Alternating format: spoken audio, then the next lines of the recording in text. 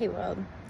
So first of all, I'm filming inside today because it is a very classic chilly, rainy New England autumn day outside, and I'm good. We're gonna stay inside today. So hi, welcome. Um, Today's video that I want to focus in on is ways to actually be a spiritual activist. Um, how to pick out some ideas of things you can do to help fight back, if you will. I want to start first with a quote from my dad. My dad passed in 2017, so some of his words have really stuck even more so than they already did. But one of the things he used to tell me, especially like when I was in high school and I was really struggling, was to kill him with kindness. I was one of those kids who was a little bit of a black sheep of the black sheep, as I tend to say it. Didn't exactly fit in high school.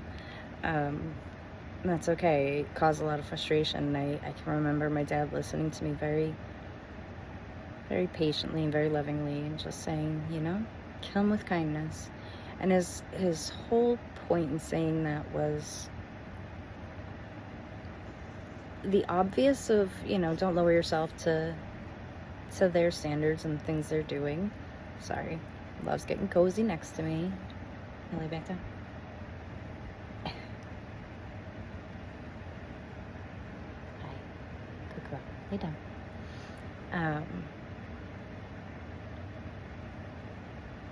He also put it in the context of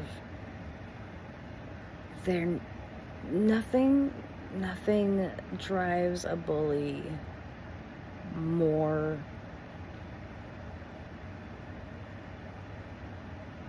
off their rails, disorients them more than to smile and laugh and have a good time and not be affected emotionally by the vitriol spewing out of them and at you. So these are definitely words that I think are really helpful right now. Really helpful, because it could be very, very easy to be very angry and to lash out. And I don't mean just towards our government, I mean even to the people around us. And we're gonna get into a little bit of that in another video, but I've got a little bit of a list, and I'm gonna try to go through them a little bit quicker. You can always come back, rewind, rewatch it, take a look at the transcript, see if some of these things ring out to you. But I want to start first with one of the most obvious things that is pressing on us right now in this moment, and that is, the 40 plus million Americans losing food stamps unconstitutionally, I will add. We also have subsidies for healthcare lapsing. It is open enrollment season, so people are right now in this moment seeing new premiums on health insurance that they just simply can't afford. Like, let's be real, let's be honest. This is going to result in people losing health insurance because they can't afford it. They're not gonna pay $2,000-$3,000 that they don't have each month. It's just not going to happen. So we're going to see people losing food. We're going to see an enormous hit to our economy because people are not spending money they don't have, and it's going to affect us in a lot of ways. So I want to start with that, and I think helping out with food banks is an excellent way to help, because these are in food pantries. We know that these are places, they're already established, that are there for this reason, to help people in need who are hungry. But they're going to be overwhelmed. They're going to be very overwhelmed. So please, if you can help them, if you can volunteer to help with them, not just donate, but give a couple hours of time to help sort things or help hand out food, whatever they need, because it's going to be imperative very, very soon, like, now. if you have money, if you're, I don't know if comfortable is the right word, but if you don't have a major financial insecurity, you're able to take care of your family, and you know that you could give a little bit more. I would recommend to sponsor a SNAP family that is near you. Maybe you know someone, maybe someone you know knows somebody, but I guarantee you that if you look for 5 minutes, you will find somebody within your circle of people who knows somebody being seriously affected by losing SNAP. And when I say sponsor a family, that can come in two ways. You know, you could give them money directly for shopping, say, here, please go eat, or take them to the grocery store and say, I'll meet you at the register. Get what you need. Don't worry about what the prices are, just get what you need. Or give them a budget. Hey, I've got this much. Go get what you need. Because I cannot stress to you, especially as someone who has been financially insecure most of my life, I can't tell you how important it is to try to preserve and empower somebody's dignity and their autonomy. One of the hardest things of being poor is when you have to reach out and ask for help and feeling so much less than. And after that comes people being entitled to all of your personal financial information. Like, they get to know everything about how much money you get, how you spend it, which bills you have, how much your bills are. I mean, it's super invasive. And then they tell you what you can and cannot spend your money on, and it's dehumanizing, and it's patronizing. But when you give somebody the support that they need without trying to parent them and tell them how to spend money, it's a gift that can't be quite understood until you feel it. Put it that way. We're going to be struggling, and people who have never had to face this before are going to face it for the first time. And we need to do what we can to help avoid being the hero in someone else's life and just be a support. And I think that's an important thing to keep in mind as we move forward. This video is probably going to be a bit longer. Hope you hang in there. From there, I want to talk about communal aid, community mutual aid, and volunteering. We're gonna need to come together in ways we've never needed to in the modern times. But some things to think about, you know. And I'm gonna toss some ideas out there, and you can see if any of these sound good to you. Maybe expand on them. Hell, if you want some help brainstorming or thinking about it more, by all means, message me. I'm here for it. The obvious is food shares. You know, if your immediate neighborhood or your book club or, you know, whatever group you're involved with, if you guys can come together, everyone chip in whatever dollars they can, you know, bulk items are purchased and then divvied out equally. So, you know, that way if somebody can pitch in $100 this week and somebody can only pitch in 20, you can still buy $120 worth of stuff. Both get 60. Obviously, we're talking about a community, a group of people, so not just two folks like that. So it'd be a little bit more evened and averaged out with a bigger group. But this is one way that a community can help to support one another through this. if you are, I know I'm in New England here, and we're headed into November, which means we're headed into our cold months. Everything is dying. Leaves are almost totally fallen. And our growing season is over.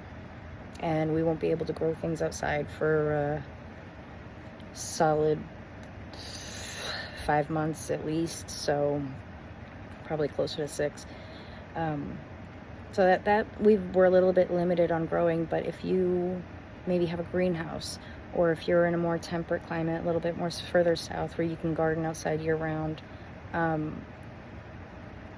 a community garden network is something that can be done. It's something I'm looking to do up here, actually, the launch of spring when we can. But just, again, group of people, who's most affected, who needs help, and who's got space to host a garden. And it can be anywhere from a 4x4 foot little raised bed, or a backyard, or whatever you've got where food can be grown. And then from there you just work together to create a list of garden hosts and gardeners who can visit the various gardens and tend to them and harvest from them. And then you need a group of people to maintain the co-op list of who all needs food and get it delivered. So it's not terribly complicated, and it can be done to help a large number of people using small spaces like that, in a way that even neighbors in apartment buildings can actually help out, believe it or not. Even just growing lettuce in a window. I know that sounds just trivial, but I mean, when we're talking about hungry people, every leaf is going to make a difference. Financial safety nets. This is another one that a community can come together and do. As same idea of like the food share, but doing it as a financial safety net. So, a neighborhood, a group, family, even a big family can do this if you don't already have it in place. But again, everyone pitches in what they can, try to have a goal, try to push those who've got the dollars to pitch in just a wee bit more, and have a couple folks from the group, more 2 to 3, who maybe aren't the best of friends, is usually a good idea for accountability and transparency, and just put it in a good spot. And when someone in your group is really in a tough spot, there's a cushion to be able to help each other out, right? Because we're people are losing jobs. People, might have a bit of a nest egg in their own accounts to be able to cover things for a little bit. Probably not. I'm pretty sure there's about $1.25 in my savings account right now. And that's only because I haven't needed it yet this week, being real. Similar to the garden idea, something else that can be done that's quite helpful is transportation networks, just within, again, communities and groups of people. It doesn't have to be a big thing. It doesn't have to be registered as a nonprofit. It can literally just be like a elementary school phone tree system, right? But considering, are there folks in your neighborhood who have to get to doctor's appointments but can't get their PT-1s anymore because they just lost part of their health insurance? Or the grocery store, or, there's so many things where people need transportation. They're just already struggling with it, and it's going to get harder. So, and in addition to that, honestly, we have folks who are being kidnapped off the street. That is the cold hard truth of the times we're living in, and it is horrifying. If you know people around you who are black or brown, or whatever combination, and they are scared to go out of their homes, or scared to go to the store, help them, please. If they need to get to a doctor's appointment, maybe you drive. Let them sit in the back seat with the tinted windows. I know that's But seriously, that's where we're at, you know? Yeah. Help each other get around, because it's going to get harder. No one's going to be able to afford Uber anymore. It's going to get bad. So obviously, clothes trading, that's another thing that can be done as a communal force. Task forces, I know neighborhood watches have been really, really effective and helpful for people. If you live in an area that is a little bit more homogeneously white, I'm going to suggest that you consider putting together a neighborhood watch right now. And not for any other reason than the simple, cold, hard truth is that we know by history, by the things that have been threatened and then promised and then done, they start with one group. They come for one, and then they come for us all. So if you live in a particularly liberal neighborhood that's also homogeneously white, guess what? You're on the list. You just are. Yeah, consider it. Talk to your neighbors. Put together a neighborhood watch. Put together a neighborhood task force where y'all talk to each other and know what is going on. For that matter, if you live in one of those areas, you have family and friends that are maybe more towards areas that aren't so homogeneously white, consider hosting a refugee family. Consider hosting a family that needs to lay low because they're terrified and their children don't want to have their parents stolen. Yeah, we've reached that point.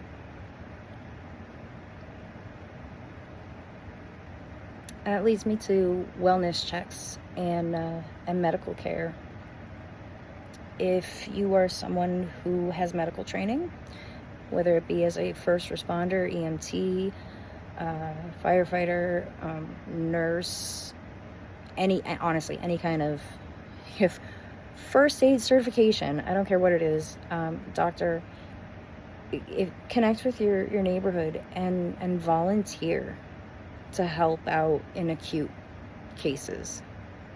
I don't mean sniffles. I mean, if somebody gets an injury, they might need stitches or whatever, or minor things you treat in the field anyway, things you can do something about, but don't require hospitalization. That can be done on your own time as a trained medical professional. Consider it, because we're going to need it.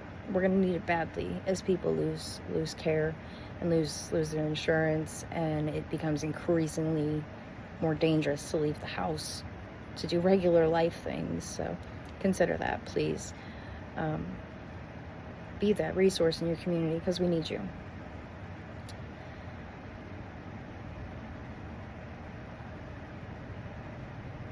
Let's see. I'm looking over my list real quick and seeing what's making sense to follow that with.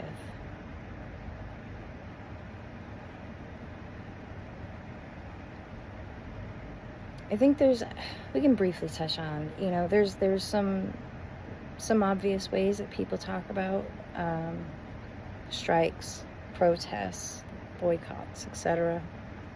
These are effective. If you feel called to do them, please do them. I encourage people to, and it comes to boycotting, and this is a little bit where the transmutation skills kind of come into play.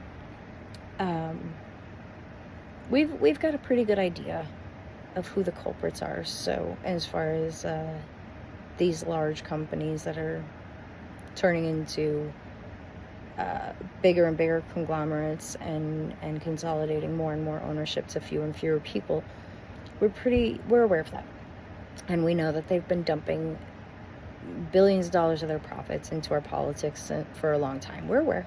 We know. Thank you, Citizens United. Your days are numbered, don't worry.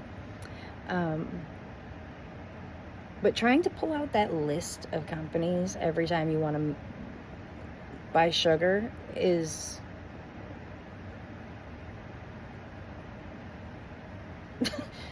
It's mind-boggling. So what I'm going to suggest is to consider this. Number one, there is no way to completely boycott every company that is culpable in spending money to affect our politics. We can't do it. It's too saturated. But we can limit it. So what I would suggest is anytime you have the option to buy something from a smaller business or a local artisan or somebody anything that's localized, choose that. Choose to go to a local theater club instead of the movies, right? It's little things like that. Choose to buy Christmas presents from individual makers. We can boycott without hurting ourselves, and I think that's the point I'm trying to make here, is that because if we try to just stop spending money altogether, we will hurt ourselves in the long run, not just them. It's a compounded problem. It's very nuanced. So if we can at least not focus on where not to spend our money, redirect our focus to, okay, these companies have played a big role.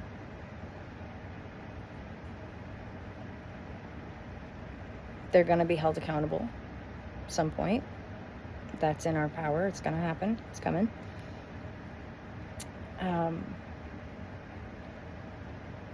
But I'm going to focus on where I want my money to go. I'm going to only, as much as possible, give it to individuals who own small businesses, individuals who, create things with their own two hands. I'm gonna give my money to them instead of these companies that are just milking us for every dollar we got so that they can just, I don't know, play Candyland with our lives. I know this is gonna maybe be a little bit controversial, but I'm gonna just say it. Stop using AI whenever you have the option. Now, I know this is something that it took off across all areas of our experience of life in a matter of minutes, and it's here, and it's not going to leave just yet. But I'm going to highly encourage everyone listening to this, to just not use it whenever possible. And there's a couple of reasons. Number one, obviously we know this is literal data farming.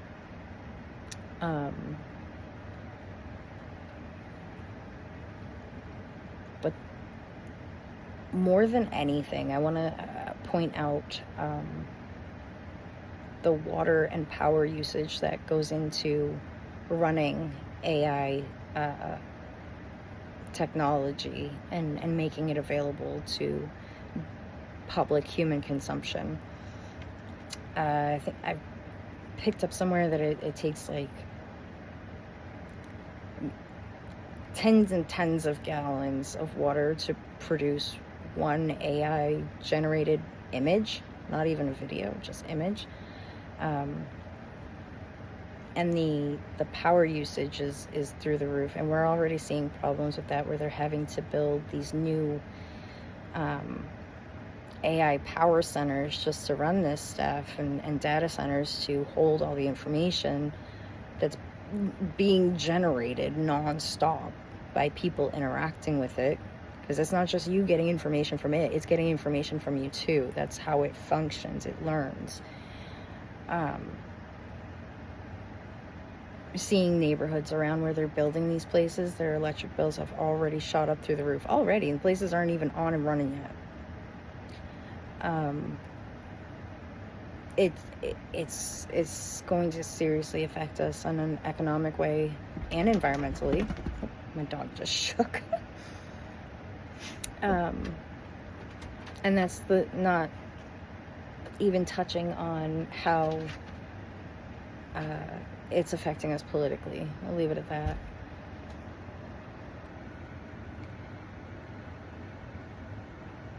So yeah, we can stop using AI. That would be fantastic. At least for things generating images, generating videos, large volume tasks are really hurting more than anything. And again, I know it's woven into everything. We can't avoid it. We're not getting around it. You can't search any search engine at this point without it being utilized. So, I mean, it is there. But if we can avoid being sucked into it, avoid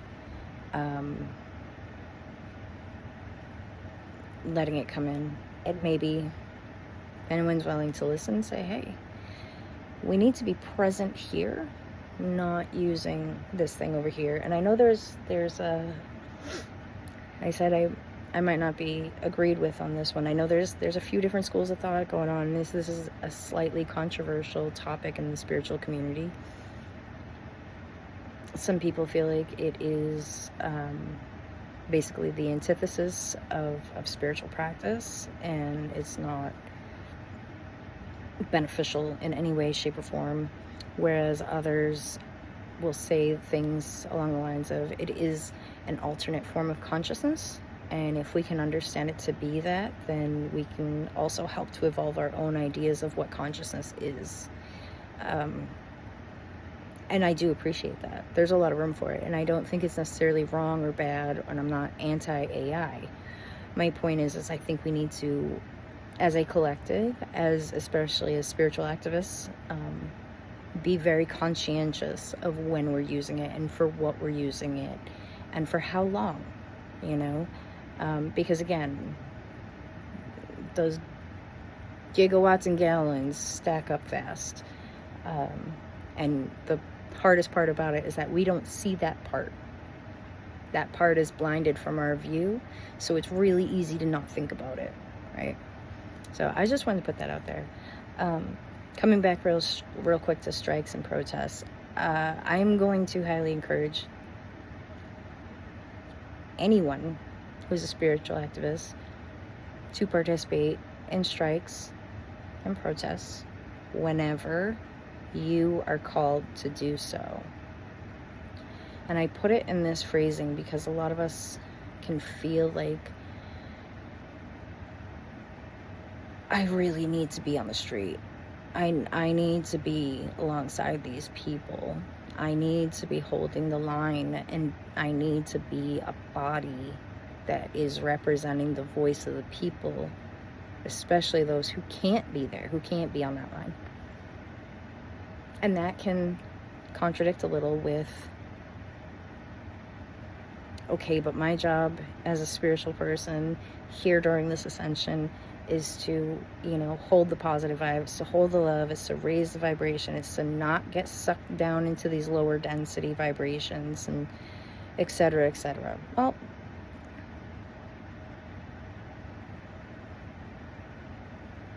I guess it all depends on what energy, what mindset and focus you're holding when you are participating in protests that is of placing your physical body in a location, such as a general strike or protests like No Kings.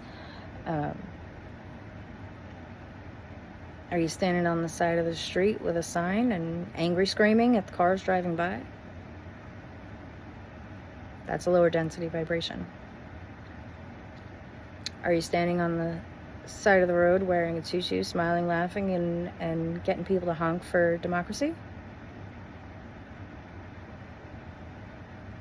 Higher vibration. So again, it all depends on what your mindset is when you go into it, where your focus is. I know personally when I went to my local No Kings protest, and I'm going to tell you, there was 100 people. It was a small one, small rural area, and most of the people who were there came from surrounding towns to come to this one, because that's where we're at in my particular neighborhood. There was already quite a few people there when I came up, and I just came in excited. Hey guys, I brought some extra signs I made like last minute at home. Who needs a sign? Everybody needs a sign. Hey unicorn, what up? Who's excited to protest today? Got everyone just, excited and smiling and happy, and we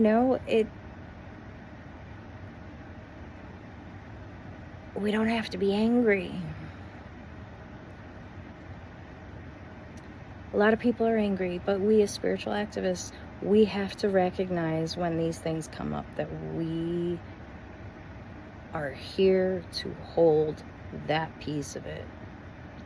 To be happy, to be excited, to be jubilant for change, and to help others around us live in that vibration as they're fighting back with us, right?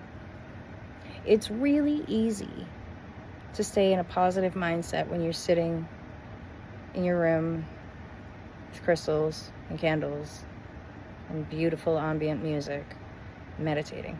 It's easy. Even when you have chronic mental health problems, that's easy.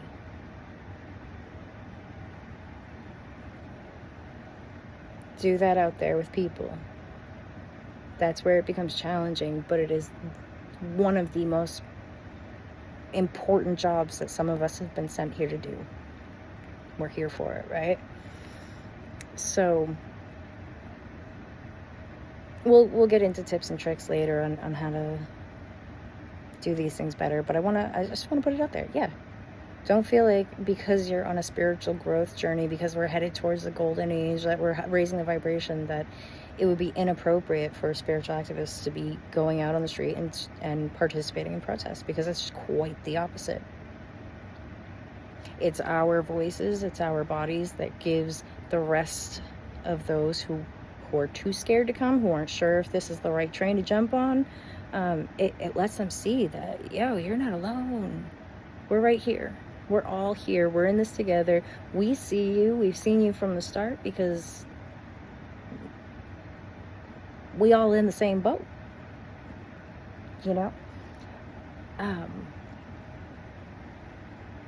But yeah, show them. We show them, and then they come out. And we saw that clearly evidenced with No Kings, right? Huge increase in participation numbers between June and October, and that's not a big stretch of time in between.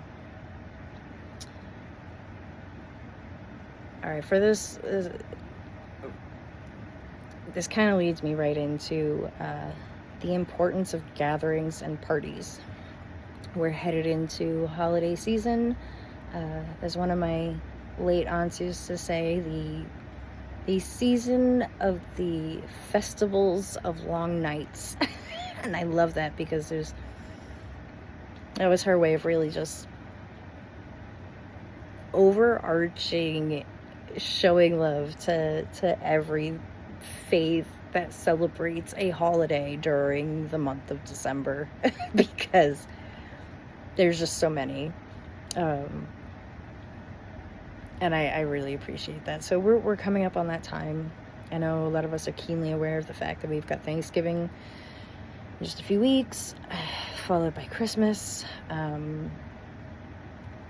There's quite a few birthdays around this time of year. I don't know if you all know this, but there's a pretty dense population of Scorpios and Sagittarius in the world. A lot of this stemming from the time of year when such babies would have been conceived. So that means a lot of us have birthdays to also contend with this time of year, and it just makes it all that much harder. But I want to I want to bring this topic up in a couple of ways. I want to talk about first,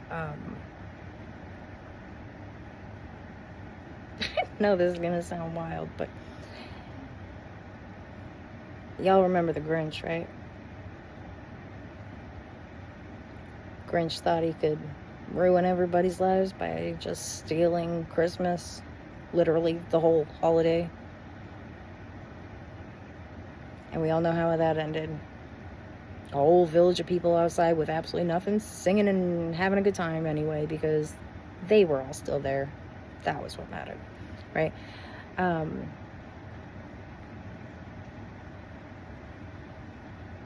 We have to re-embolden that. And we do that by continuing to gather, by continuing to celebrate, by continuing to party, even through the dark times. And I want to reinforce this, the importance of this, really, not the concept, but the importance, the imperativeness of this this goal, and making this an important task in your regular life now moving forward. Those of us who've been able to face down the white guilt monster and really come face to face with the truth of our history of American culture. And I say culture, not politics, but everything that makes America what it is a lot of time, whether it's food, music, fashion, you name it. Almost all of it can be traced back to the Black community. Almost all of it. Nearly every genre of music that we love has some sort of roots in the Black community. Feel free to check that out. I'm not going to bother giving receipts. Just truth.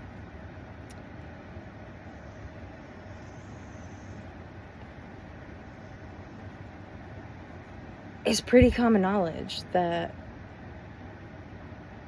throughout slavery, while being enslaved, an entire race of people found a way to not just survive that, but to solidify a community based in love. They were given bullshit food, they made something gourmet, and they made it theirs, and they celebrated being treated atrociously, to say the least, and putting it very kindly, and then go to church and listen to someone speak of God and be able to sing and dance and praise. Coming out of slavery towards the civil rights era, same thing. Fighting for their lives, quite literally fighting for their lives in so many ways, and still having a great fucking time as a community. That spirit is what I find fucking amazing and beautiful, and one of the biggest gifts that our Black community has given us. They gave us food, they gave us culture, they gave us all kinds of different amazing music. They're still giving us amazing music. Dance, holy shit, dance. All of these amazing things. Not to mention scientific things. I literally, y'all know, we could go on, right? Out of all that, I believe in my heart that the greatest thing that we could have ever gotten from our Black brothers and sisters out there, our community, is that example of how to get through the worst times you could possibly experience. Is to band together, keep as a community, no matter how they try to tear us apart, and to just lean into love and lifting each other up, to feel happy, to be able to laugh and dance in the middle of the shitstorm. It's unbelievably admirable, and they've been doing it since time immemorial. Yeah. highly respect it. And I'm encouraging everyone to do that shit. If you're a white family that has nice quiet family gatherings, or maybe some they get a little boisterous once they get drinking, but it's not been loud and raucous and music playing, try it. Put some music on. Invite the annoying cousin that's way too loud and have fun. Hey, honestly, do it. We need it. We need laughter. We need dancing. Watch a comedy show. Holy shit. Have fun. Have fun. It sounds counterintuitive. And it can almost sound like, in times like these, what? What? Nope. But it's needed. That's raising the vibration right there. That's transmuting this whole bloody situation into something beautiful, is to grab a hold of each other and hit the dance floor, right? And that brings me right to where I wanted to tie it up with, which is, let's unleash the random acts of kindness. And I want to bring up a couple of videos I saw while scrolling. One was a man tow truck driver, saw a couple little old ladies in a parking lot with a flat tire, and they're outside the car and they're looking at this, and they got the trunk open. They're just beside themselves, waiting, not sure, can't handle this themselves, right? And this man pulls up, asks them how they're doing. They're a little, shit, who's this guy? And he's asking if they called AAA, and they said, yeah, they said they'd be here in like an hour and a half. And he's like, well, if you have a spare tire, I can change this for you in like 5 minutes. I gotcha. And he did, and it was beautiful, and they ended up having a human connection, a human moment, and they saw this stranger as somebody who was just a kind soul, who literally just wanted to help. He didn't ask for money, didn't ask for information, didn't give his, didn't need it, it wasn't important, and it was beautiful. It was absolutely beautiful. In the middle of all of this, to see a grown man approach two little old ladies in a parking lot. It was at night too. It was dark out. And it turned into this beautiful moment. Now I can add into that he was a black man. It doesn't matter. It doesn't matter. He didn't have to do that. He didn't have to. And I think if more of us do little things like that, obviously, if you can't change a tire, that's not what I'm talking about. But if you're walking past somebody looking at something on the top shelf and you can reach that thing, maybe offer to grab it. That's a small one. I'm being glib because everything I need in the grocery store is on the top of the world. There's another video I saw. I actually saw this one today too, of a young man who went up to a house of an elderly woman who lived with another elderly woman, and by elderly I mean like 90 something, and offered to pressure wash their walkway and driveway for them for free. Just let them, video themselves doing it so that they can put it on their social for advertising, for marketing. Full well knowing they're in a neighborhood where these ladies probably can't afford to pay anyway. So they just, hey, this house could use a little bit of a scrub down. Let's check in. And it was an elderly lady, and I don't know if it was her mom or friend or whatnot, but these two ladies were there, and they couldn't have been happier. And at first they were like, no, we can't afford that. She can't afford that. She can't afford that. He's like, no, it's free, please, And when they were done, they were these ladies were blown away. I mean, we only saw the one of them because the 97-year-old, thank goodness, stayed in the house. We don't want her getting hurt now. But it's just, again, they could have rolled up and said, hey, we'll do it for $20 if you let us. No, they didn't. They didn't ask for nothing. Like, please, no, we want to do this for free. Like, we know you can't. We know you, like, and let me tell you, a little bit of pressure washing to some pavement made this house look like brand new. It was wild. So what is it you do? What is it you do? What's that thing? Do you cook for your family every day? Could you maybe put an extra plate together and bring it to the old lady next door? I don't know. What things can we do to just unleash the random acts of kindness? Not just do the ones that pop up in front of us that are obvious, you know, holding a door for somebody that's carrying too many things. I mean, that's kid stuff, right? But what do you do? What are your skills?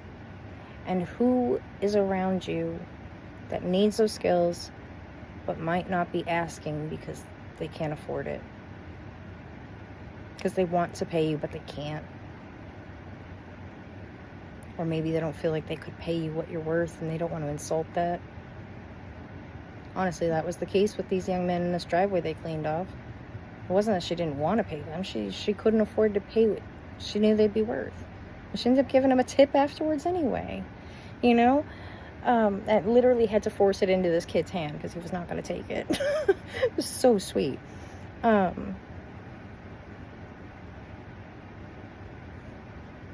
This is what we need. We need more of it. And since this ended up being a little bit more racially influenced of a video than I originally intended, I'm going to also put this out there while I'm at it. If you are a white person, I'm speaking right to you right now, it's on us. Okay? It's on us.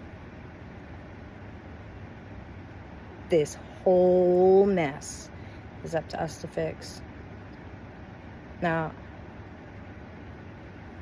I know that there are a lot of black and brown people that are speaking up for their own selves, and yep, please do. I'm never ever gonna get in the way of that. No. But when it comes to confronting the demon in our country that is racism, when it comes to taking down the monster of social and economic injustice, and dismantling the the poverty to prison pipeline, if we want to get rid of these things, then we as white folk have to, for once, really, as a collective, stand up and do something about it. Do something about it. It means showing up for votes. It means actually enforcing these things we say we want. It also means educating yourself. Okay, if you don't know what microaggressions are, educate yourself. If you don't know the difference between not racist and anti-racist, educate yourself. Don't look for a black person or a brown person to tell you. It is not their responsibility to educate you, or me, or anyone else. They've been yelling it a long time. Long time. So, don't ask them. They want to talk about it, by all means, fucking listen. But don't ask. Don't ask. Do your own research. Everybody knows how to Google. So, I don't know. I know this is a much longer video than I ever intended, but I know there was quite a few things I had come up with and that had popped up over the last few days of of different things that people can do, starting right now, and continuing as we move forward, because again, this is gonna get a lot worse before it gets better. They could hand out double SNAP benefits to everyone tomorrow, and I promise you, it's still gonna get worse. It's gonna get worse. And I'm not trying to will that into happening.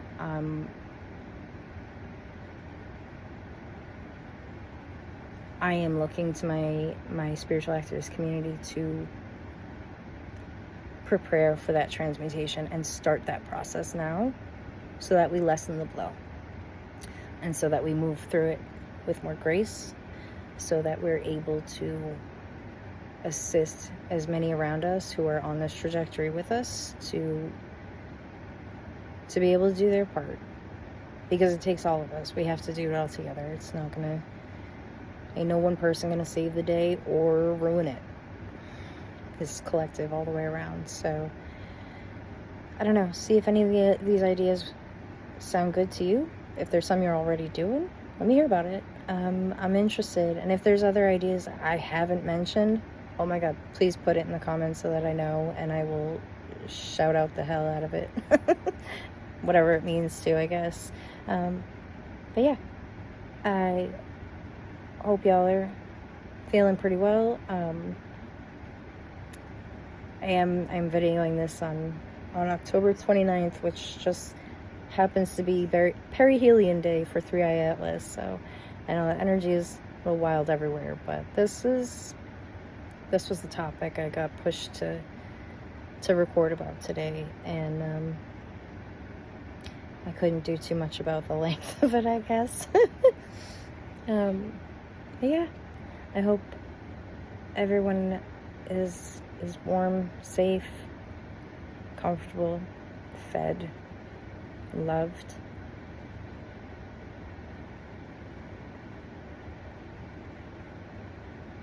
And to my fellow activists, bottom of my heart, I love you.